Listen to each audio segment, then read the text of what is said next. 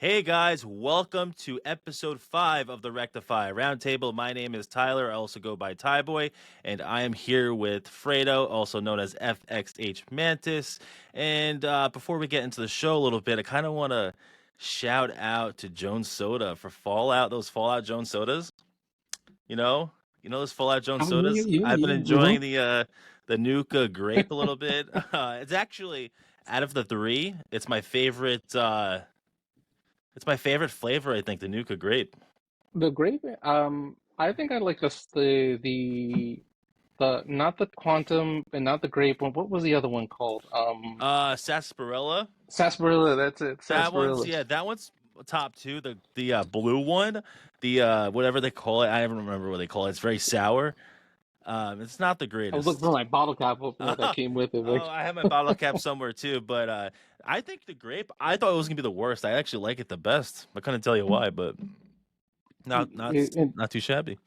the sarsaparilla one, it's almost like almost like a root beer cream soda, and Yes, I made a root beer float with it. Fantastic. absolutely, absolutely fantastic.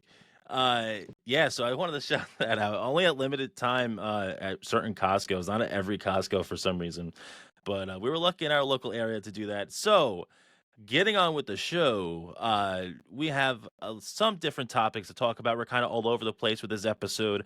First, we're going to talk about esports drama that includes Luminosity Gaming. I saw online a couple of weeks ago to begin November. We're going to talk about the new Steam hardware and that ugly controller that Valve has shown us to the world. We're going to go over some video game movie news, what's coming up, the latest trailers, and we're going to sneak in some TV show talk there too, like Fallout. And then we got our quick hits, latest news, and our high scores of the week. So to kick things off, we're going to talk about Luminosity Gaming and Esports. So in case you haven't really heard, it kind of died down. My Twitter feed or X feed or whatever you call it now these days, which is full of people, content creators pissed off at Luminosity Gaming and insiders sharing it. So I'm like, what the hell happened? So Luminosity Gaming was acquired by Vertical Studios on September 2nd, 2025. They were previously owned by Enthusiast Gaming, who were the owners of the organization and a couple other esports orgs as well. Like the Overwatch League had a Vancouver team, I believe, and they also had the Seattle Surgeon of Call of Duty League they previously owned, but they don't do that anymore. So they acquired Luminosity Gaming, Vertical Studios, that is, for $645,000. But the acquirer had to acquire $3 million in debt, which is not a surprise in the esports world for many organizations, especially the big ones. A lot of them probably have more debt than you think. To my knowledge, I could be wrong. Like 100 Thieves, Optic Gaming may not have as much debt as Luminosity, but Luminosity actually has been a top tier organization, one I've always kind of liked in some ways over the years. So the biggest thing was that they dropped a lot of content creators after being acquired. The content creators were not being paid. There was no communication from the new ownership. They dropped their Super Smash Bros. Team, which also was stopped getting paid. So a lot of the creators were pissed. I also, as someone who owned an esports organization, Rectify Esports, I would say is the owners should be paying if they promise their players, no doubt about it. But if they decide to drop them, the content creators or players, I can get behind that a little bit.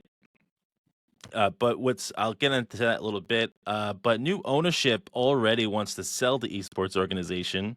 And apparently, just reading this now as we are recording this, they want to basically, what is it again? They want to acquire. Basically, they're selling the organization, but they're keeping the Google ad monetization license for YouTube for Luminosity Gaming, which is really weird. I really don't understand that at all. Um, so far, what do you think of that, Fredo? What do you think of Well, that? Like, what do you think that's it, for?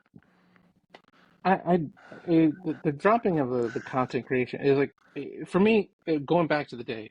I grew up with like games like teams like Team 3D that came exploding on the circuits with Counter Strike and MLG and all like that. I still have my MLGO Pro for Life some T-shirt somewhere around here. Hmm.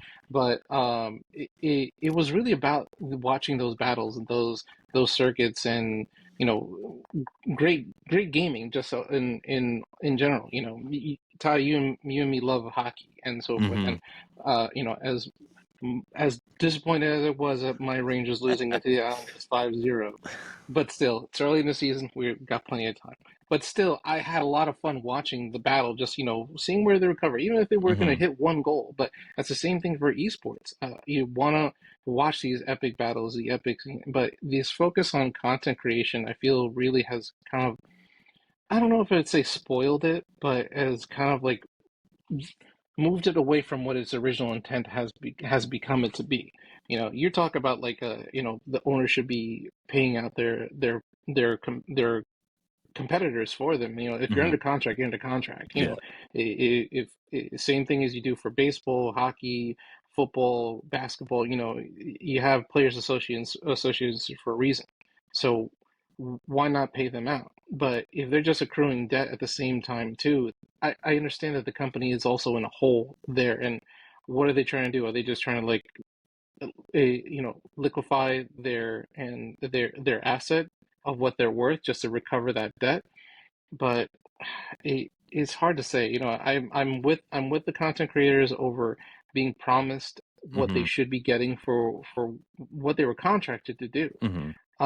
But you know, you would probably have a lot more insider information towards the idea, like, you know, what these contracts look like, what these agreements are, you know, and what is the expectation of them too, you know, and how much is it supposed to be a focus between content creation and actual competition, you know. You know, you ran a team yourself, so Yeah. I would like to think that you've tried to focus more on the competition rather than content Oh creation yeah. yourself. Oh, Uh, 100%. Yeah. Nothing better.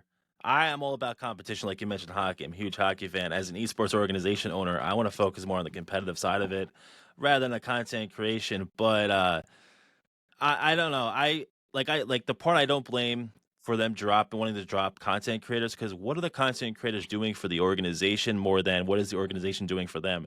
You want to join a big organization as a content creator so you can get into like a big circle of a network of communities or whatever, right? But it's more of what is the content creator doing for that organization? Because if you're not creating content for them, what is your worth? And now I don't know what like big organizations offer content creators. I really don't anymore. What we did at Rectify Esports, we had a ton of different content creators. We had some big ones, but then they went off to other organizations or they spun on their own, which I get it because we weren't able to offer what you would dream of. But I would work hard with different sponsors and to do giveaways for them for their streams. Like Cooler Master was one. Um, we had a couple other energy drink sponsors and a couple others that would supply them stuff. Even some we might be able to get them to pay for content creators for doing stuff, playing a game or whatever. So I don't know what it's like, what content creators get paid. It depends on how big you are and how many viewers you draw in. Um, so Well, yeah, it's you give the opportunity to those, you know, up and coming. I yeah, believe, you yeah. know, you Mhm. definitely had your, you know, your maybe your glimpse at like some of those top tier. Like, would just to kind of give maybe a shout out to you on your end. Is there a player that you managed on your team that you Mhm. have seen gone to better things, and you know, to like, you know, maybe not win championships, you know, fully on what are the circuits, but Yeah, you I know, mean, have gone beyond. so a kind of a crazy story actually. Um, so kind of a crazy story talking about esports in general. In 2017, the end of it, we were really diving into esports, right? Rectify Esports was becoming its own division of Rectify Gaming. I kind of walked into it. A lot of people around me wanted to do it. I'm like, I don't know about this, so you know what? I got sucked into it, and in a way, because I love the idea of it. Um, Call of Duty, we had an agreement in place for some top tier players. Abizi is one of them. I think he's playing for Atlanta FaZe right now. There's Tupac, Thug Lord, and two others I can't remember the name of. We had an agreement with them. We had a sponsor wanting to pay for them for their flights to Call of Duty World League in, I think it was Dallas. That it was beginning in that season. for that 2018 season for Call of Duty World War II. Mhm.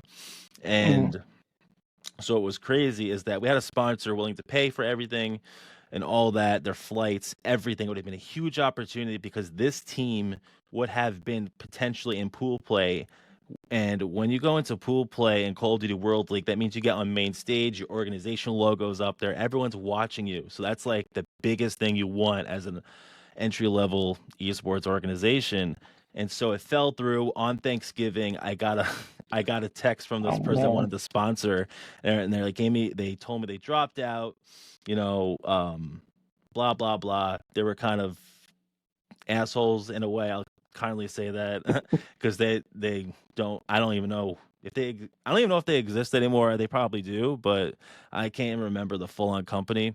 But basically, they dropped out. I had the tickets for them. We had the tickets for them to go to that event, and so Wildcard Gaming came in, who was also Amaranth was a former co-owner of them in the last year. Well, Wildcard Gaming came in. We did a kind of like a trade with them. Gave them the tickets. They did some stuff in return for us, and we gave them the team and whatever.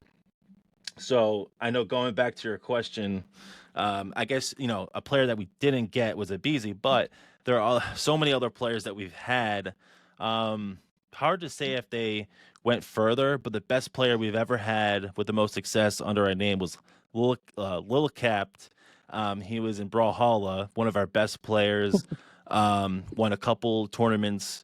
Um, Brawlhalla World Championships 2019. Him and Ithro, who were both part of the organization, got into the finals of that tournament, which was like a $100,000 tournament. Of course, you split whatever, but we came in second. If we came in first, that would have been huge for everyone. But even coming in second was awesome. So that was like one of the biggest ones. But like if it comes to streamers, we've had a couple streamers have to leave, but Obi-Wan Coyote, who was a PUBG streamer, he's really big on his own. I mean, he did it himself. I don't think I did anything to really boost him up, but he was part of the organization, so he's one of them. But I'm trying to think of a player though who went Mhm. um, higher up. We've had so many different players and teams; it's hard to Mhm. remember. But we've had a Shout couple out to called PUBG. yeah, PUBG was PUBG was awesome. Yeah. PUBG community was awesome. We held a lot of different PUBG tournaments, but I bet you if I had thought about it, there's someone out there that we've had. I know in the Call of Duty world, we've had so many different teams, where some of them got into the semi pro tournaments and were considered for like pro teams, but I can't think of it on the top of my head. That's kind of like what you hope for is, at least I would say, for someone that's enthusiastic about competition, that you want to kind of like see, you almost seemed more like a coach rather than an owner in my perspective, because you want to see your players, Yeah, your athletes go further. So, yeah, and I'd like to think that that's where like competition should be at. hmm I understand companies got to make money. They got to make money. So I can't fault them for that. You've sunk in your own money into an esports hmm uh, gaming franchise, and part about like what it takes, and for another company like like FaZe or 100 Thieves, it has to be just exponential. So companies, owners got to eat too. yeah, So it's not easy, but going back to the premise of all this is like, with content creators versus competition, you'd like to see a happy medium, oh yeah. but what's it gonna take to change the outlook of esports to where, players can, actually competitors can not only compete in great tournaments and great battles, but also, have like their own outlet, because you look at regular variety, well, I should say variety streamers, but streamers now, where I know Tim the Time Man went on a rant the other day talking about like, I'm gonna play what I play. I don't Yeah. care what you talk about, because and I've seen this happen with streamers though before. They razz this one person about, play Fortnite, and then other people come in the chat like, Fortnite's stupid, play Call of Duty, and then people he starts playing Call of Duty. He's like, no, no, Call of Duty is stupid too. Play Battlefield Red Set. They just want to play what they want to play, Yeah. and so like when they're, I guess you could say, when they're off the field and on the field, they want to be able to enjoy things. They don't want to just have to play what they're out set to be competitive to Hmm. play. But as far as like, so I understand where it comes on the content creator. And again, they have if they have contracts, they should be honored. They should be paid. But 100%. But you know, it, like the organization wants to make money. They're not donating to a charity. That's my biggest problem. Actually, I'll tell you another story um, that I never shared really. It was in the last couple of years. Got a lot of connections around the esports community in a couple of games. I'm not going to say what game it was. Like I want to get back into esports, but the plan has to be different, which I'm working on it. But anyways, for a game that's not necessarily a popular esport, but it's one that I like. We got someone told someone to reach out to me, which I totally respect that. Um, so basically, it was a team for a game that was in top eight, like the team that would make it to the top eight. You get on live stream, main stage, and all that. They're asking obviously for what esports organizations, well, what people would ask an esports organization if you're a good team, which I respect, but it was $3,000 or something like that to pay them to get to the event and all that. I'm like, okay, if I did that, if I really wanted to do that, what do I get as an esports owner, right? Do I get a percentage of your winnings? Because I feel like that should be the case if I'm paying you that much money, even if it's 10 or 15%, right? So the response I got was, "Well, you'll get a viewership on stream, you'll get more publicity." Well, that does jack shit for me because I go to a sponsor like G Fuel, right? I've been in these conversations with sponsors before. I'll tell them the same shit, and they tell me to go fuck off, basically, in a nice way. I've done that. I've in person, in person. I've done this before. I've pitched to people in person, like sponsors, trying to, if we have something going on, we have a team in place here and all that. And I came and it's hard for me to explain everything, but yeah, so that's kind of like my perspective on esports. Like the owner has to make money. Of course, there's sponsorships involved. Um, but it's so hard. Like don't even think about if you're starting an esports organization, don't even think about like apparel. Selling apparel is not going to make you anywhere. Really, when you go into esports, you can't do it alone. You have to really think about it. I mean, I've had people who have backed us for a while. When we started out, we had some people who knew us from Rectify Gaming, doing a lot of different events through them. That hosting tournaments and wanting to help us out as sponsors. We've had that opportunity, which allowed us to do a lot of different things. But what I will say is, aspiring esports owners, invest into Brawlhalla. You'll get a good return of investment. I will say that for sure. As an owner, that was our best esports teams in that area, and I loved it. I loved it. I love the adrenaline it gives you and all that. But that's kind of my take. That's kind of my discussion on esports. There, sorry to go on a tangent. Um, No, no, I love hearing about these stories yeah, because you talk about the esports organization, with between my knowledge of what I used to see back in the day with just being in it. I mean, I was only a game tester, a game and yeah. go to a game analyst, in the QA division. So people say different things about, like, oh, you're just playing games all day and so forth, but it on that aspect level, yes, it is. You are playing games all day, but it's not how you think you're playing games. So, kind of have that other look on the other side of the fence. I think is something that, again, once you lift the veil, I think people have at least an inquisitive and interested mind into like what happens over Yeah. there. And so for yourself, talking about esports versus myself, talking about like just in the industry aspects of it, there's a lot of things that people don't realize that happens behind the scenes. Oh And yeah.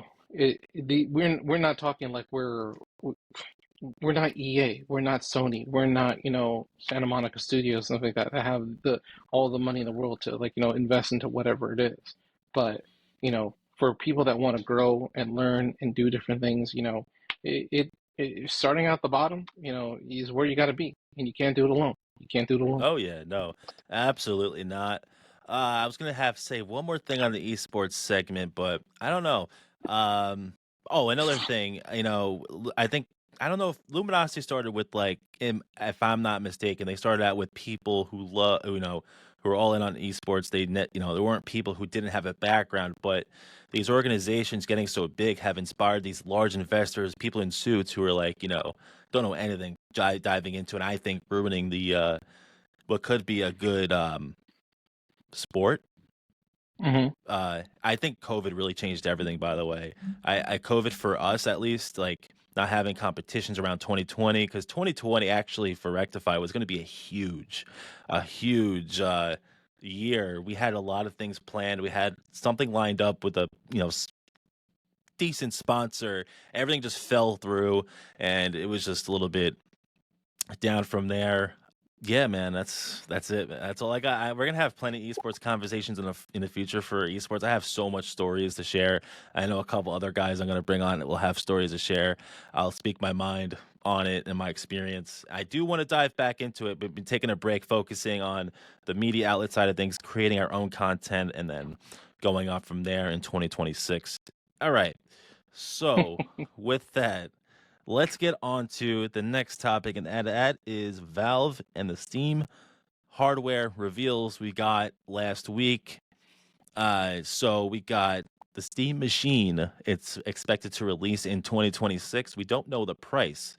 So what do you think the price of this cube? Actually, it looks like a GameCube, if I'm not mistaken. But what do you think about the Steam Machine? Um, I have to see how the function of it really works. I was thinking about this even more so outside of what we had already talked about. Hmm. I mean, besides price point, number one, that's probably the biggest hit of it. How much is it going to cost? Hmm. With we were talking about last time with the projected cost, well, at least I would say, ideas of cost for the new Xbox being up to $1,200. It probably realistic. They'll probably try to push it down. So I'm gonna say like around 800. I would Um, say you know, who knows what the next PlayStation is gonna look like? Even though PlayStation themselves said, I think I forgot who it was, but they were saying that it's not even gonna be a big boost upon overall hardware performance. But Oh yeah. for whatever that's gonna be, and see, is it gonna be the same thing with the Steam machine? Is it gonna be relative to the hardware output that either one of those consoles are going to put? Now, I wouldn't even put into this classification because, to No. be honest, Nintendo is in another They're like in their category own on its own. category. They're Yeah, at this and point, like, you have that Venn diagram.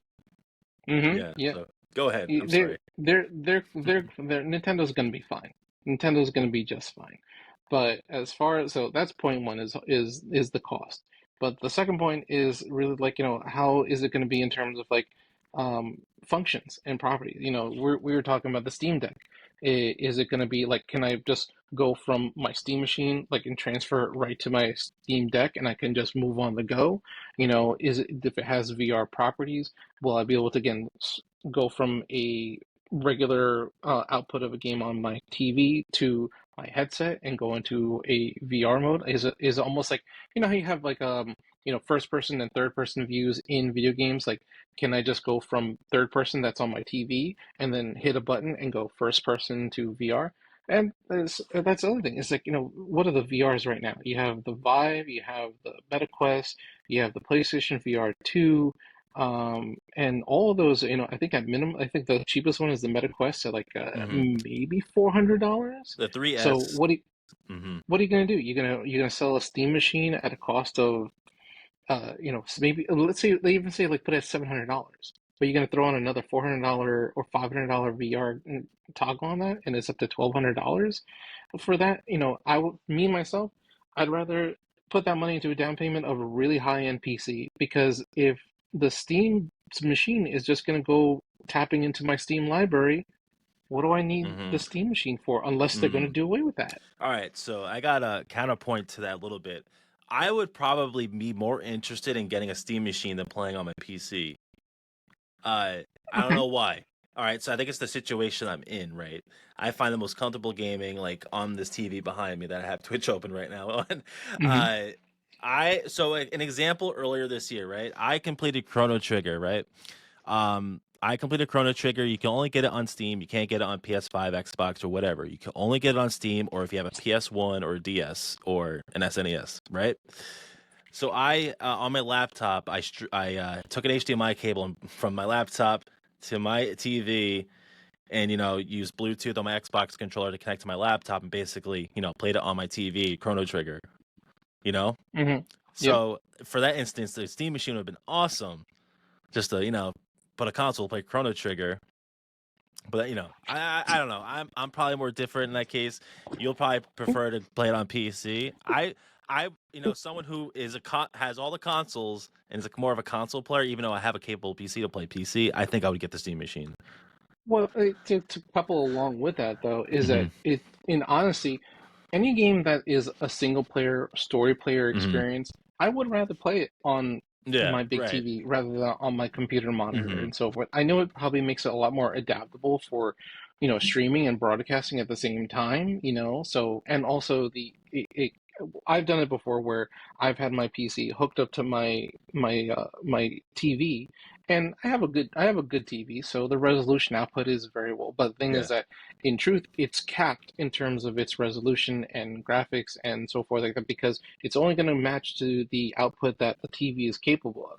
And most monitors say, whether it's 244 hertz or whatever it is, they're going to be a lot cleaner, a lot crisper. So seeing on on a regular computer, even if I have I think 27-inch monitors for my PC, but especially we're talking about esports and so they have high caliber monitors over there. I mean, I really don't know how some of these esports athletes play with computers like right in their Yeah. face and like they're moving like. I mean, I get that. hey, they're the better gamer than I am because they can play like that and they can pull off 360 headshots like the best of them. So, Yeah. obviously they're doing something right. But to say like the single player experience, I don't see the need to actually have it on a PC directly where you're just confined to a mouse and keyboard. But that's the other part that leads into it, like how adaptable is it going to be to outside peripherals? You're going to have the Steam control on it, but could I use my Xbox controller on it? Could I use my PlayStation? Could I use my Scuff gaming controller? Can I put a mouse and keyboard to it? That's Because if I can do if same thing, if you had a mouse and keyboard, and for me, shooters for me, I'm a lot better with shooters on mouse and keys than I am controller. That's me. That's me. It's so for some people they're great controller players in terms of shooters, but for me, I have a lot better precision and handling on the mouse and key. But if I had a Steam machine and I'm playing, say, whatever, Call of Duty, Battlefield, or even now Arc Raiders, which I've been getting into, I would probably handle it better on a PC with a mouse and keyboard rather than I would with a controller. So if I could take that same Steam machine and put a mouse and keys on it, I don't need to buy a high-end computer. And because you think about also high-end computers, because look, graphic cards come out what every year now. It's almost like a new iPhone. Yeah, it's So, ridiculous. we have the 5000 series in NVIDIA. Next year we're going to get the 6000, or are they going to get to the point where they're like, okay, hardware is exhausted and we're not going to put out a new hardware and we're going to wait till 2 years and then we'll put out the 6000, or we'll skip over and go right to the 7000. Your games are pushing the envelope in terms of graphics so Hmm. much now these days that what's really the next evolution of things? Is it going to be VR, or is it just more graphics? But if the Steam machine can basically provide that same level of graphical output in what it is right now to showcase, if I can match up Arc Raiders just as crisp on my Steam machine as I can through my high-end computer, then at a value rate, instead of spending 20 hundreds on a either pre-built machine if you want to, if you go to NZXT or whoever, or you can just buy a Steam machine for an affordable, $800. That, to me, that's a win. Hmm. And you can, but here's the other lead in to that. They were talking about exclusives. Sony themselves was talking about pulling exclusives off the Steam Yeah. library. So Yeah. what happens there? But All of have a those sudden. have those exclusives really done well for Sony on PC? Did Last of Us do that good? Did God of War do that good? I don't know those sales numbers. So, and again, Sony has money in their pocket anyway. So pulling them off the library really doesn't do much of anything for them. And then what does that leave for Xbox? Because Mhm. Xbox already has all their exclusives everywhere now. Mhm. So I mean, would I say Steam Machine presents more of a problem for Microsoft than it does for Sony? Because Sony has the exclusives on their side to do what they want to do. Yeah. And they can do all the, like, they they can push that part. So them pulling the exclusives from Steam library, Steam's like, don't worry about it, we got it. It's Yeah. okay. And then the last part about it is, to me, and this is something, I think we talked about this lately. So I think it was last year that Ubisoft was pulled into the controversy about like you only bought the license to a game, you don't actually own the game or stuff Yeah. like that. They were the Because first to this, really get into that. right, so Hmm. the Steam library, there's no physical content, there's no hardware, there's no DVD ROMs like that, so Yeah. you're So just buying digital libraries. So yeah. Yeah. So you make a good point. So I agree with a lot that you just said. That one thing, note that the lack of physical games on the Steam machine is the big deal, right? mhm. I think that's a big deal because you don't own your digital games. At least you really don't. It could be taken away from you. I feel like it can. I Yeah. mean, Tony Pro Skater 5, which released on Xbox One, was delisted from the Microsoft Store and all the PlayStation Store and everything. But no one cares about Tony Pro Skater 5, anyways. Mhm. Yeah, the point you made with the controller, if I can use this on the Steam machine, it'll make me buy it more than it with whatever the hell is coming with that Steam machine. I don't have it pulled up here. I don't have the picture to show right now, but is it? Wait, do you have it? Just take Oh, this oh and yeah, take this off. That's it. yeah. Because you got So, your all pads, right. you still got your buttons on the bottom here. It's basically Uh, this without this in it. That's all it so is. it basically reminds me of the Wii U Pro controller, which had similar like a similar stick setup. Are you pulling out another controller? Oh, oh, there See, you go. like comparison. See, I mean, Yeah, This is the Steam Deck, but yeah, again, it's just as wide. Well, not really just as yeah. wide, but So I never used a Steam Deck still, and so the things on those controllers, those touch pads, um, how do they work? It works like a mouse, like you rub your thumbs on yeah, it. you can actually just like hover your finger, so it's like a mouse, like right here, so you can just like, and it presses in, so you can like do like small button presses or Can taps you on them, can you use them and as like replacement for the sticks or no? They have different use for them. um, I think you can configure it to however you want to do. So you can change the controller output to, you can Yeah. move controls to certain things if you want to. Not to mention that this is also touchscreen too, so you can just basically like, there's a small game called Mini Motorways that I play every now and then on here, Hmm. and just being able to touch and move is so much easier. I think it's on consoles too, but managing it with a controller and sticks is a lot slower to me. So Hmm. being able to touch and move, or if I had like the representation of a mouse, it makes it so much smoother. It's just an addicting little It's game that I really love. nice. That's nice shout out there. What was it called? Mini Motorways. Mini Motorways. Shout out to you guys. I don't know. That controller, it's hard to sell people on that controller. If you're gonna sell people that you're gonna play this console using that controller, I don't know how many people are gonna buy it. I mean, I think it's so ugly. I think it's so bad. I think it's awful. It definitely looks, It it, doesn't it look good to looks me. more intrusive. It looks intrusive to me, and I don't know. You the only thing I can compare it to in terms of console wise was the Wii U with the big controller that Yeah. they had. Yeah, So yeah. you know, Hmm. I mean, to be honest, I liked the Wii U. I'm one of the few that liked the Wii U. I Wow. mean, I mean, what? you and 13 million others.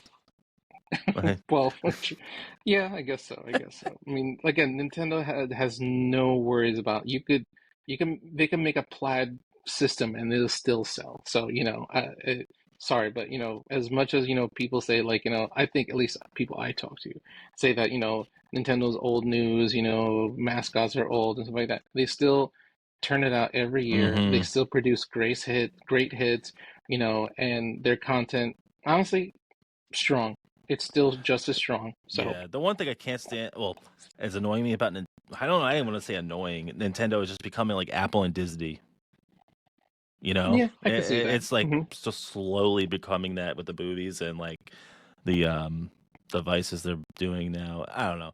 Uh, anyways, sticking on the Valve conversation, a Half-Life 3 announcement is imminent apparently, and it's potentially exclusive to Steam Machine. There's been a lot of reports out there, even from credible people, that Half-Life 3 is going to be announced not at the Game Awards. Even when this podcast releases, it could be announced already. Apparently, it's happening. I believe it's happening. I don't know when it will be happening.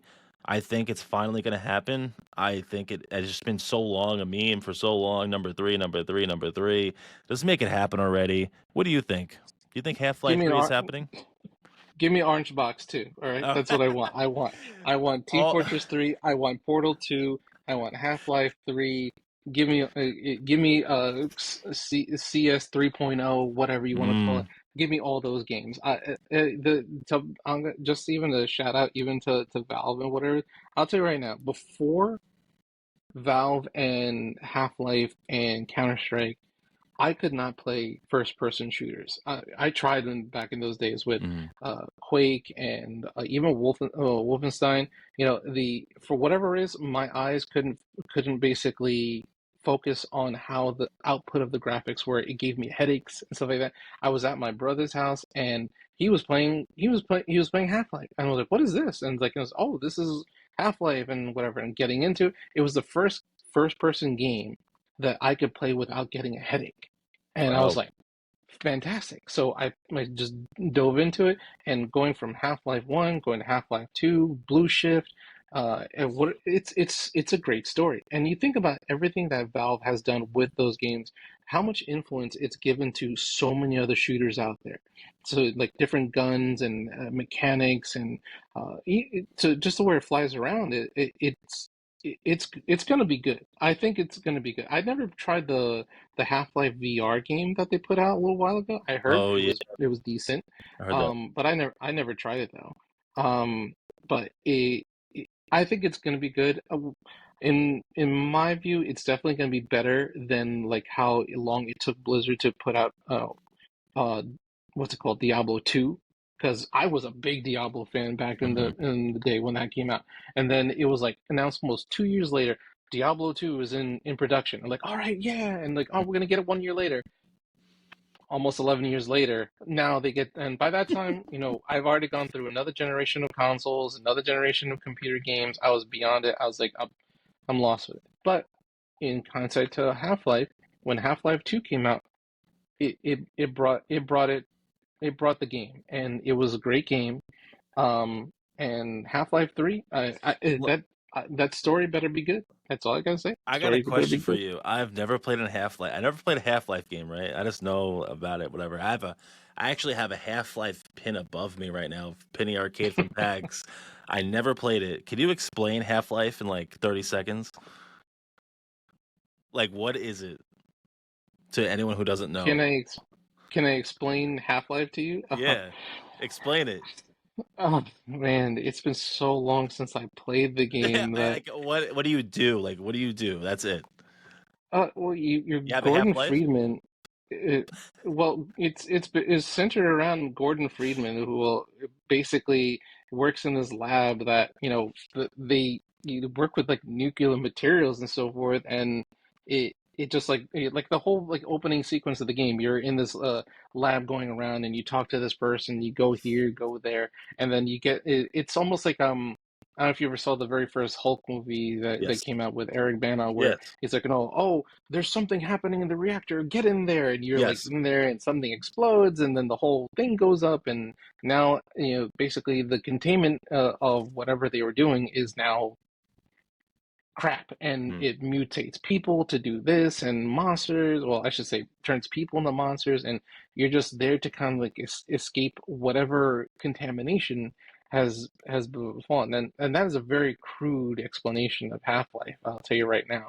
But it's worlds beyond in terms of like the where the technology was to you know what like weapons and equipment, especially when you go from Half-Life 1 to Half-Life 2, because the portal gun that you have in there, not that a I don't believe you have the actual portal gun in Half-Life 2, but the same mechanics that that gun had in Portal, exist in Half-Life 2, and all those mechanics that happen in that game with the different guns you get. You can even reflect back to like games like Doom, where you had the BFG, and everyone wanted that thing mhm. because when you were playing it, the whole screen would rumble and this giant like little comet would just come flying out the gun, and then you ran like hell, and then you look back and you just see like this nuclear explosion. So looking at all those guns, the functions that it did, the properties it did, either moving something from here to here so you can go there, it truly was, I think, revolutionary for what it brought to the table. I don't know what Half-Life 3 is going to do because so many games have come out now that have had their own glory of innovations for different guns, different attachments, different functions. I'm going to put even a not necessarily a gun aspect or a weapon aspect, but like there was a small little indie game called Superliminal that really put a spin on perspective that took like something that was this small and it puts in a perspective. So let me see. Here's the perfect. So take this dice. This dice is very small, but as soon as I put it here, when you took it out of the perspective, it was this big. So it was as big as my head. So you had to manipulate the materials of the world to make it bigger or smaller so you could climb on different things, move things different here. It's a very unique game in terms of like what it does. And I think of those things just like I think of like guns that happened in Half-Life that influenced all these other things that we see in so many other games that are going to. So for what Half-Life is going to do to that, I'm excited to see it. Um, but for me, I'm a very story-driven guy, so I hope the story is good. That's really what I hope for Half-Life 3 is going to be. Let's I hope. really hope the story is good. Gabe Newell. I hope it's good. Left 4 Dead 3, I'll take. Left 4 Dead 3. Give me Left 4 That ain't Dead gonna 3. happen. That ain't gonna Okay. I oh you didn't well they did the other game Oh, the Back for Blood. I yeah barely played that. yeah because that dev team went and made Back 4 Blood. I mean it was okay. It was Yeah, it all wasn't right. Left 4 Dead. No, it wasn't Left 4 Dead. No. Maybe they'll. I don't know. I'll tell you. I'll love a Left 4 Dead 3. I would. Yeah, Um, me too. yeah, but Portal 2. Give me Portal. Give me Portal 2. Or 3, you Give mean. me Portal 3. Yeah, Portal Portal 3. Give 3. me Portal 3. Yep. I love that. So, but yeah, Team Fortress. I Oh, love yeah. Team Fortress. Love Team Fortress. Still, when you think about all these other like class-based shooter games like Overwatch or whatever, and Team Fortress really brought that aspect. You had your gunners, your healers, your heavies, your assaults, your scouts, your engineers, making everyone have a specific role and a task to do. That's my type of shooter. Like that, Mhm. I'm not saying anything bad, particularly about like games like Call of Duty or PUBG to whatever is. Those games have their own uniqueness, and I'm just gonna say I'm bad.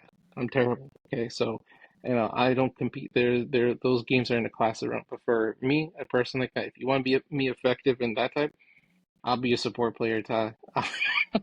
I'll Yeah. keep you healthy. Yeah. I want to know. I never played Team Fortress, so never did. I Missing out. I I know I'm probably missing out, but that's okay. That's okay. It's all right. I know what I'm not missing out on is Black Ops 7 campaign. I know I'm not missing out on anything on that one. All right, moving on. What are those things? Moving on past Valve. I know we can speak about Valve forever, which we probably will in the future episodes, but I want to get on to the video game movies that have been talked about recently and upcoming movies and the TV shows. Video game adaptations have become a norm these days. Um, what are your thoughts on like video game every IP becoming like a movie Well, or I think about it the same way I think about comic books right now. mm, Now, if you look at comic book movies back in the day, and I'm talking about like older ones, really older ones. You go back to like the early 80s and 70s. Go back to mhm, even the old Incredible Hulk TV show, and how everything was. You couldn't make a true, good as Lou Ferrigno might have tried to make a good adaptation, a live adaptation of being the Incredible Hulk. It was a good show for its time and for the technology of what could be done in movie magic. But now, look at all these games that we have now. mhm, You can really make a great representation of Hulk, Silver Surfer, mhm, Cyclops, Wolverine, Deadpool, and think about it to video games now too. You could probably make a good, representation of a number of different games to whatever. Look at Last of Us. Last of Us is fantastic. I love The Last of Us.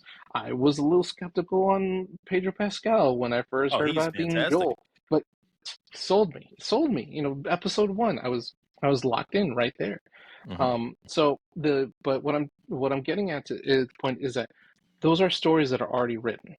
Hollywood doesn't need to do anything to write the script. All they have to Yeah. do is basically take the pages of the script, adapt it a little, manipulate it here and there, so throw in a little bit of ad revenue. It's like you throw your little can of Pepsi or whatever in there, Hmm. and you can make it into whatever. It's a story that's already written that people know. At least you say that studios know already have a good following. Last of Us, great game, and everyone loves it. You could probably make a StarCraft game, and because that's still a heavily played game, right now. I mean, not here in the United States, but definitely in China and Korea and all those places. They still love StarCraft. World of Hmm. Warcraft. I mean, you had the World of Warcraft animated movie.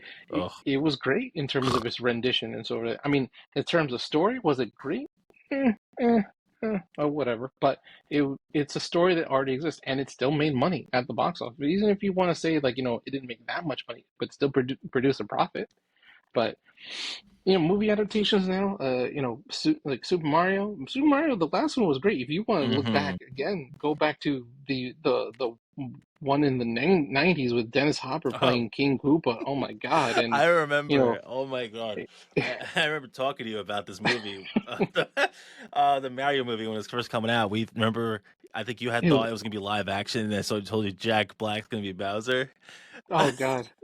Could you imagine Jack Black live action Bowser? Oh, that would have been terrible. Oh my That would have god, been he was terrible. better But doing the voice. That's it. yeah, no. Yeah. But even for the Super Mario movie, the movie was so nice as far as was for nostalgia and fans of the Yeah. genre and the series Mhm. that I told you this before. You could have probably put any number of characters or voice actors in that movie, and I would have known. Really wouldn't have cared. I wouldn't have cared that Jack Black did the voice of Bowser or Chris Pratt was the voice of Mario. You could have made anyone. Well, not anyone. Let me say that. Let me be Mhm. true. You can't just put anyone in there. But Yeah. you could find any one of 1,000 different talented voice actors out there, and probably would have made a great movie, regardless of what. So. But Nintendo themselves also they have the money to pay for a Jack Black, for a Chris Pratt, for Yeah. a Seth Rogen to be in those movies. So you know, do they have the formula for it? I mean, I think Nintendo probably has it the best way because since they're a company that really holds well and protects their IPs so well that they don't want anyone manipulating it. I think they kind of learned their lessons from that old Super Mario movie and stuff like that back in the day, that they're gonna say like, all right, if we're gonna do it, we're gonna do it right. Hmm. And for these video game movies being adapted to whatever, like who's the famous director? Uwe Boll. I don't know if you know who that name is, but No. he made a movie adaptation of, I think it was Postal, and he did another movie that was kind of the same. I don't know if you ever played the game Postal either, No, I've heard of but it, of course. I think he also did House of the Dead too, No. actually, which is a movie adaptation of that.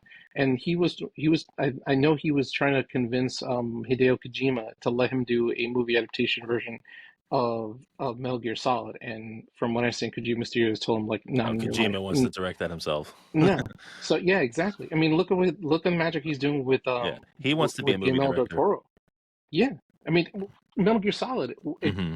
From his earliest interviews about Metal Gear Solid, it was him talking about like he wanted to make cinema. He Hmm. wanted to make something. That's why he shot the game in terms of its graphical scenes and its story elements to present a great story. He wanted to present that while presenting a good, gameplay experience to what it is, But if you go back and play Metal Gear Solid now, and with the mechanics that is now compared to today's stuff, you're gonna be like, it's like that guy is like, I'm just right around the corner. He can't see me, because you always have that infamous noise, like, Hmm.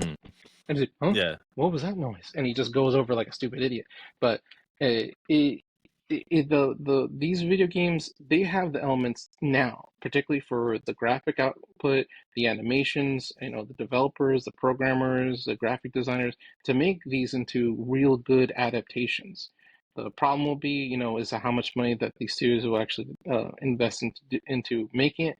Will they spoil the story of what it was? Because that was a big danger of The Last of Us. People were thinking like we're going to lose the story and an adaptation of it. Were they going to make it too short? Were they going to try to jump it all together? Hmm. Even for like, were they going to do the mistake as what goes around the community? What happened with the DC Universe series? Because you had Man of Steel, which was to me was a great movie, and then you had the Batman movies, and did they rush it all together to try to produce the Justice League just to go up against Marvel and the Avengers?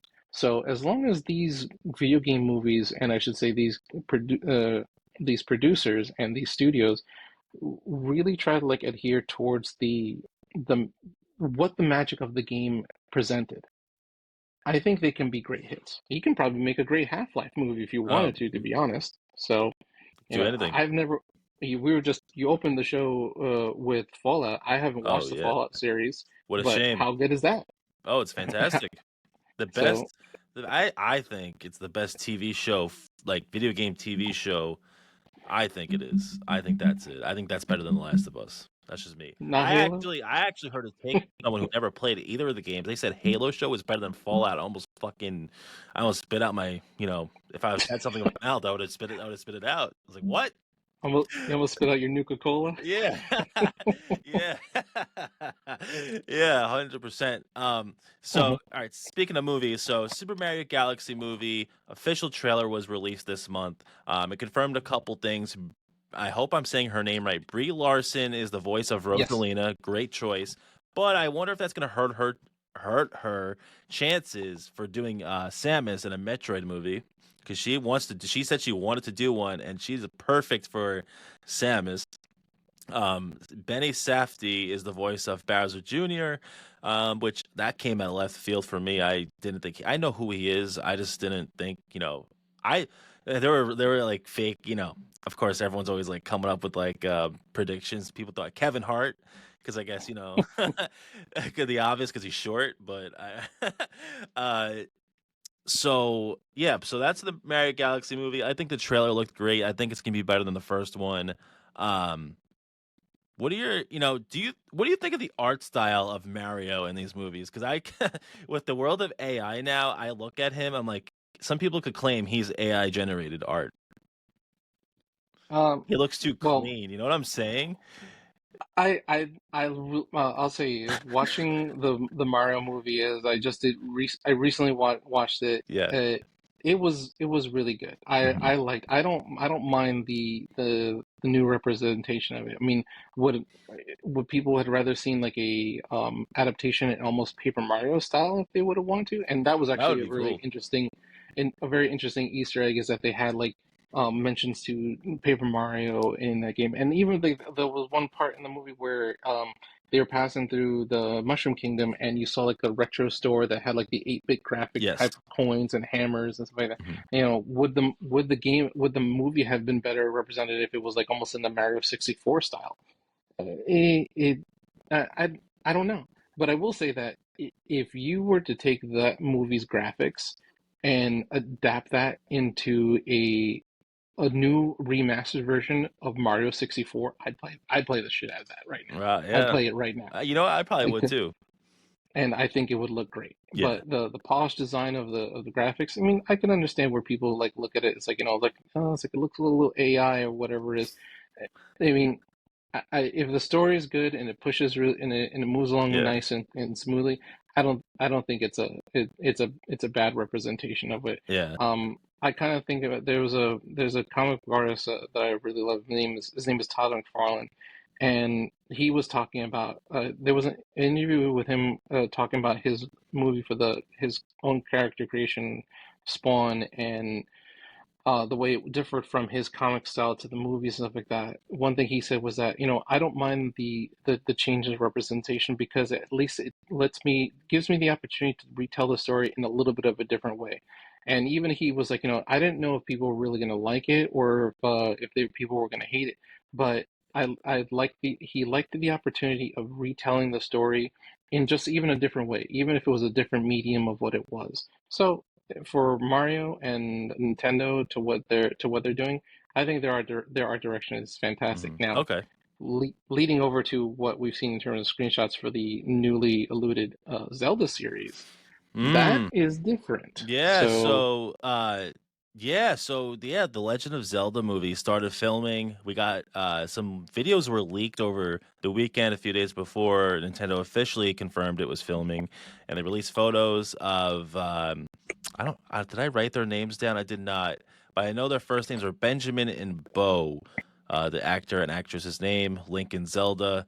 Uh, I have no problem with her. I think she's perfect for Zelda, the way she looks. Now, the kid who's playing Link, to me, something doesn't look right with the hair, with the blonde hair there. Something doesn't look right with the character. I have to see the full picture, I think, till I could give my thoughts. But what do you think on those like first screenshots? Um, e- so here's my take with particularly with Link and the Zelda series of what it is. Growing up with it as I have, going from 8-bit graphics all the way to what we see now with Mm, Breath of the Wild and all that stuff, it's changed so much over the years. Now, one thing that this kind of gives me a little bit of reminiscing about. So before Wind Waker came out, the E3 that happened before Wind Waker came out, Nintendo had put out these still images of a battle between Link and Ganondorf that I was over the moon for. I was so excited hmm about the representation of what it was.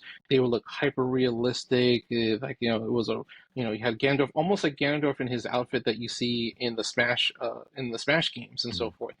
And then I was so hyped for it, and then they finally released Wind Waker. Now, Wind Waker, for what it is, it's still a beautiful game. It has a nice design, a good story element, but when they took the way it looked from what they showed us to what they finally presented, I was I was mortified, and Yeah. it ruined my want to play it.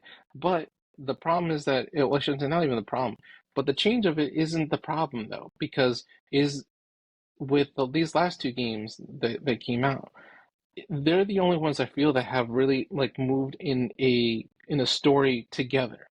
Whereas every other like Zelda or Link game has come out, it has its own properties, its own world of whatever it is. Not to say that it's not Hyrule and the kingdom of what it is, but it has its own different elements of aspects. Whether it's Majora's Mask or who you want, it's a different representation. So, is this representation now going to be the the gold standard of what Nintendo fans are going to expect to see of Zelda and Link to what it is? Because let's say they go back to like a more animated version of it, will it be welcomed, or will it flop? But it's Nintendo, and to be honest, I think in an aspect of what they do, then even if it does take a hit, it's not going to be that bad. Yeah. You know, I'm it can be good. Yeah. So in the Legend of Zelda live action movie, will Link speak, do you think? Yes, You're like, yes, he will. That's what our buddy Harold would always do. But when he was talking about in a Zelda movie. But anyways, also He'll talk. He'll talk. that's gonna be really weird because Zelda talks and everyone else talks besides Link, but he has to. I mean, if he spoke through the little flute thing, what was it called? The ocarina. Yeah, If yeah, he yeah, speaks through yeah, that, yeah. maybe that'll be it. Also, speaking of talking, Yoshi, do you think he should have? Well, I don't know if No, Yoshi, he or she. Do you think Yoshi should have been no, should have had a voice actor? no. All right, I'll tell you. Well, actually, a voice actor for whatever it is, sure, but No, like does he talking. have Like to should have Yoshi words? No, talk? Like yo. All right, so no, no words. what I was thinking, and I was talking about this since the moment Yoshi was teased in the uh the the post credits of the first movie, right? Mm. Um, he was teased or whatever, and they go Yoshi, whatever. I had a theory in a group chat, and we all were manifesting as Eddie Murphy voicing Yoshi, because Donkey and Shrek is kind of like the same thing as Yoshi to Mario. Am I in a way? No. I mean, That. I would put him more towards like the voice of because Yoshi in of itself, like, all right, so here's I guess the what I need to get clarified because Mm-hmm. it's escaping my mind right now. Is Yoshi the species of what Yoshi is? Like, Mm. is a red Yoshi the same as a green Yoshi? Are they Yeah. just called Yoshis? But it's different Or color. or is Yoshi's name and he has a real species name? Because to me, it's almost like he's like a minion, that just minions just Mm-hmm. speaking gibberish, So Yeah. that's all you really need to get that voice actor that does the minion voices and give it. I know it's a woman. I forgot her name, Oh. but she give it to her and she can be Yoshi. So and can you imagine that? You know what? Uh. Nintendo, if you're listening to this right now, I just gave you gold. Minions is a great, I shouldn't say great, but it's a hilarious movie that has a great following and it's made millions of. Just take the minions aspect, put Yoshi's in it, you got it. A million Yoshis just like talking whatever, Yeah, right there you there. go. And Illumination is making the Mario movies, which also makes the Despicable Me movies. So you may be Yeah, onto something there. So talking about Nintendo IPs and movies, so we know there's two other movies that Nintendo's doing, and one of them has to be Donkey Kong because of a copyright they did with Universal. It looks like a Donkey Kong movie is in the works. I think that one, Donkey Kong, would be one of them. What do you yeah. think? What are you thinking? Well, you got Metroid, obviously. Metroid Yeah. has to be in there. Mhm. But I think Kirby. Kirby Yeah, would be great. you think about it. I don't know. I don't know if Kirby would talk. That'd be another question. Ooh. You know, Maybe Eddie Murphy will voice Kirby. I mean, maybe, yeah. right? Uh, uh, um, yeah, Kirby would have to talk, but think about it. Kirby is a big IP. People don't even realize that's a Nintendo IP. You go Hmm. anywhere, people know what a Kirby is, just like Mario.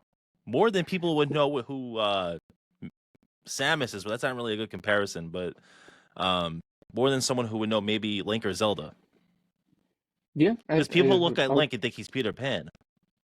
Yeah. But no, Kirby is more. I would say is definitely much more iconic. He's probably to the level of Mario Yeah. as it is because people see those that red shirt and those overalls, they immediately Oh yeah. associate to Mario. Whereas Kirby, Kirby can just be while it's just a little pink blob, he can be anything to whatever it is. Hmm. And if there that isn't a message to kids in and of itself that Kirby he can be anything he wants. Mm. That's basically Nintendo's message to the world in terms of the kids. You can be whatever you want. Don't swallow everything, because that's not the way to do it. But you can be whatever you want. But what other IPs can really be out there that can circulate around there? I mean, I could see collaborations. Like, Mm. could you see imagine like an animated version of Sonic and Mario doing like That would and be, Mario Olympics or something yeah, like that that, would be cool. Because you got the Sonic movies, which is I prefer it so far over the Mario movies.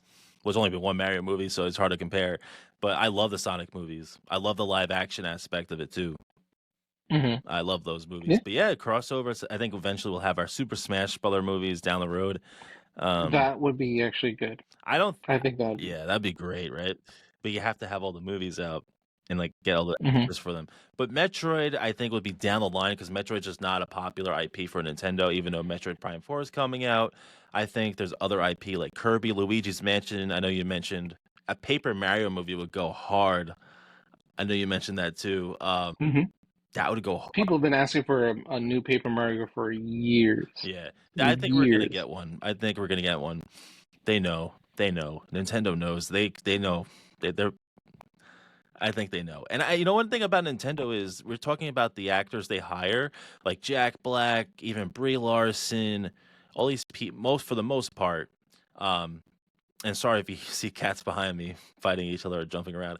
Uh, they like to pick people. This is just from me that are a fan of the Nintendo games. I feel like if they know an actor or an actress who think could fit a role and they prefer Nintendo, I think they will lean towards that actor more than someone else, I think. Yeah, Not to say they're I picking think. bad talent, it's just that if you're getting so much good talent. They understand the IP that they're working with. They're a fan of it. They want to work with people who are a fan Yeah, of they it. You know what definitely I mean? want people to be, they want people to be just as fanatical about their properties as they love playing them. Hmm. You talk, there are a number of publishers and developers that are just like that too. Like Blizzard, Blizzard really wants people, if you want to work on World of Warcraft, they want you to know World of Warcraft. They want you to know, they, they'll throw out questions of you. It's like, I was like, all right, sorry, World of Warcraft fans, I'm gonna just butcher your game for a second here. But let's say there's a chest plate item or something like that. Hmm. They would tell you like, how do you go about getting that chest plate item? They would want you to know what region, where you have to go, what time of day, what items you need to basically, what quests you might want to do. They want to know because they want you to be that fanatical about it. Even what's the studio that does Valorant? What's the name of them? I have it off the Right. top of my head. I Oh, can't not think of it. Riot, but Right, yeah, well, Riot yeah, right, Games. yeah, They yeah. exactly. They want you to be just as fanatical Yeah, about they games do. that they produce because they want you to be a fan. Yeah. So, for those of you out there that are looking for those things, in terms of jobs in the game industry, do your homework. Do your Hmm. homework on those studios. I'm not even just talking about the um the the games themselves. Know about the company. Like when it was created. Who even is the current CEO, or if you even get down to it, like I've seen people on interviews where they've asked people like, how many CEOs have we gone through? Hmm. They'll ask you that stuff. Now, is That's that going to crazy. happen on every interview? No. But, I think that is the true part in terms of Nintendo is that they want people who are fans of their IP and they're excited 100%. to be part of Yeah. it. So Brie Larson wanting to do Metroid, you've asked this question before. Would it hurt her being Rosaline and possibly doing Samus? I don't think so. I don't think so. No. I think that'd be fine. No, Mm, I think that'd be okay yeah, I think so too. because I think it's a different character. It's Hmm. a different tone and different type of It's atmosphere. completely You know, different. Mario is going to be more cute and exciting versus Samus is going to be, Dark. it's going to be she's a hard-nosed woman with a goal in mind to save the world from, you know, Mother Brain and these Metroids and stuff like that. So Hmm. that's a different classification of character. It's a whole different role to play, So Yeah. Yeah, 100%. All right, so moving on, just to reiterate, not really going to talk about them, but Fallout Season 2 is also out less than a month, December 17th. One episode a week they're doing this time.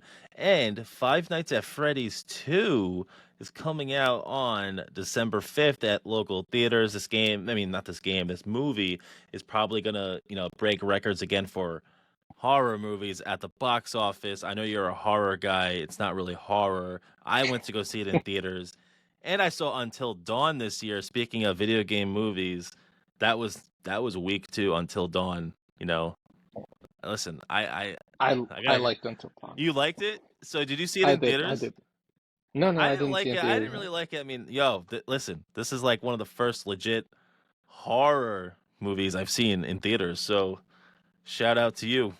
I don't know why, but Uh, I mean, as far as I've seen both of those yeah. movies, I've seen Five Nights at Freddy's and I see Until Dawn.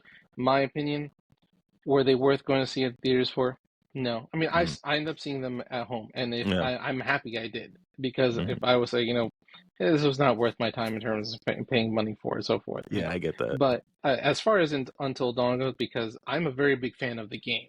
The game is fantastic. I Mhm. love I love Until Dawn. I love all those story-based games.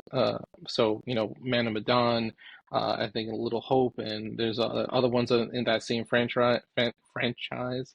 Um, but so the Until Dawn game versus the movie, so I It's was very different, right? apprehensive about it.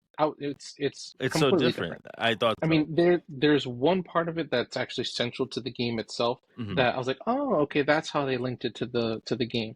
But in terms of the representation with the story, I thought it was pretty decent as far as like a story as far as a horror game was concerned. But was it worth seeing in theaters? No, not my opinion. Not my I opinion. did it. So as far as Five Nights at Freddy's 2, They um, said I, I oh, go ahead. I'm just saying that, you're right. It's probably gonna break records. Is the reason why it's gonna break records because Megan Fox is part of it? I don't think so. Oh, I totally But forgot she's in it.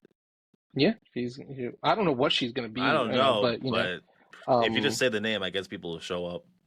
yeah, I mean, it was a big thing. I think they did the representation at Comic-Con, so they brought Oh her on yeah, stage, and what they did the talk with Matthew Lillard and what's going on. So it's gonna be a hit. I'm sorry, it is going to be a hit. If you it hate is. the movie, I'm sorry, but it's gonna be a hit. Yeah, And no doubt. like my girlfriend's niece is very excited. She wants to go see it day one. Wow, So you're going yeah, to go see it?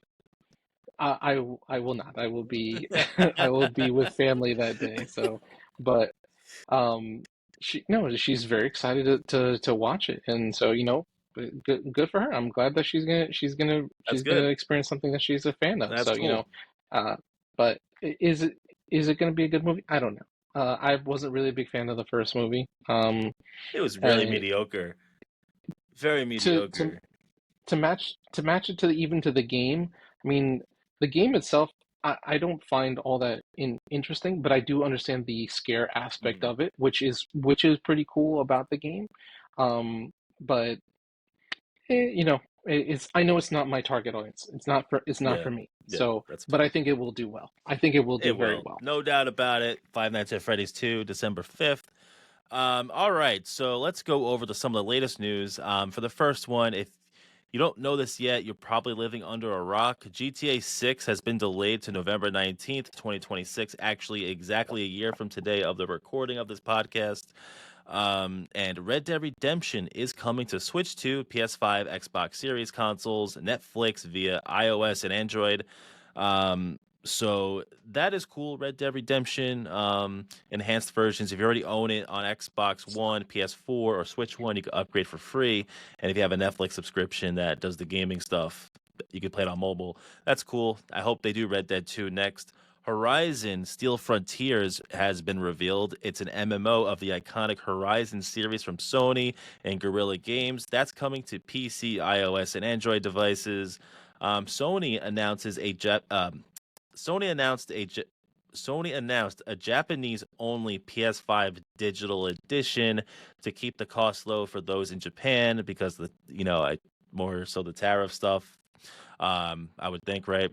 So Arc Raiders sold 4 million copies worldwide already. That's probably even more at this point. I Uh, haven't. I know you've been enjoying it. PS5 has now sold 84.2 million units and has officially outsold every Xbox console. And Ghost of Yote has sold over 3.3 million copies. And the Game Awards nominations were announced, which on our next episode, we are going to be talking about that. Uh, so actually, moving on to the high score of the week, games we've been enjoying lately. I know you have been enjoying Arc Raiders. Is that correct? Yes, Arc Raiders is fantastic. Arc Raiders, I can't get. it, I haven't even looked into it, so I can't even say anything about that game yet. Can't. it my quick description to people is that because I love the Division. I know you played the Division before, Yeah. but it's an extraction shooter Hmm. that takes the elements of the Division and blends it with Escape from Tarkov. And Tarkov is a great game too. I love playing that on my PC as well. I was hoped that they were going to do a console adaptation so I could Hmm. cross play and play with some friends, but Yeah. that never happened. But it really blends those two games together in such a nice way. And what's to me much more spectacular about it is that the same way Helldivers and its community has banded together, the same thing has happened with Arc Raiders. And so it's got a healthy community, it's got a great world. I will say the story right now, to what I've experienced of it, it feels a little absent, but it doesn't make it less Hmm. exciting. So I've been Nice. enjoying the hell out of Arc Cool. Raiders. I've been. It's been a mix of games over the last week. I'll tell you that. I actually have been playing Street Fighter 6, and Oh, really? I suck at Street Fighter 6. Let me just tell you that. Last weekend I was playing I shouldn't say the shit out of it, but I was playing it decent on my Switch too. But as of today, I've been enjoying old school RuneScape and sailing. The new skill that just came out after like 12 years. We finally got our first skill. It's a grind. But there's another game we played a little bit of already that I don't think we could talk about yet. until the embargo lifts, so we're not going to talk about that yet. Yeah, so I've been enjoying all variety of games lately. I would say Street Fighter 6 for me. Yeah. You know, it's been Arc Raiders. I've still been playing. I haven't gone too much back to Battlefield, though. Hmm. I was playing it yesterday. As far as other like little games, I've just been going dipping back into the retro bin. So, Nice. for whatever reason, I was started playing Dead Island again. So Ooh. I was Oh, playing Dead Island 2 because I never finished it. And also Dying Light 2. So two kind of zombie aspect games. I awesome. guess maybe Awesome. because of the Halloween aspect, still Hell bleeding yeah. into it. But yeah, we should get a battle into Street Fighter. I'm not that great into it as Dude, whew, whew, I like playing as Chun-Li, but man, I suck regardless. I'm not as good as I once was. I So suck. I suck. But that's going to do it for this episode of the Rectify Roundtable, episode 5. Thank you for listening and watching. If you haven't already, hit that subscribe button, like this video, and comment below what you think of our discussions. Give us your opinions, and we will see you guys in the next one. See you later. later on.